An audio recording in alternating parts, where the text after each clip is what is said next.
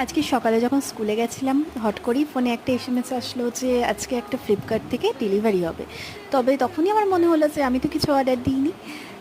তারপর ভাবলাম যে রুবাইয়ের কাজ হতে পারে। রুবাইকে কল করে জানলাম যে ওটাও আমাকে সারপ্রাইজ দিতে চেয়েছিল, কিন্তু ওর ফোনে যে আমার অ্যাকাউন্টটা খোলা আছে সেটা ওর মনেই নেই।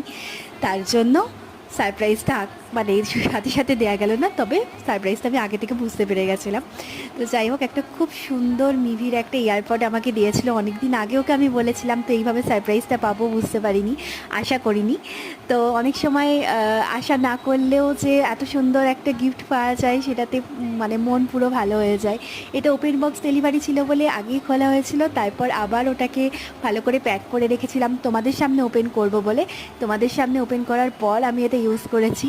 আর যেহেতু আমার নতুন একটা নেশা হয়েছে ওয়েব সিরিজ দেখার, সেই জন্য রুবাই আরও এটা আমাকে গিফট করেছে। তো আমি খুব আনন্দ পেয়েছি। সারপ্রাইজ পেতে কার না ভালো লাগে।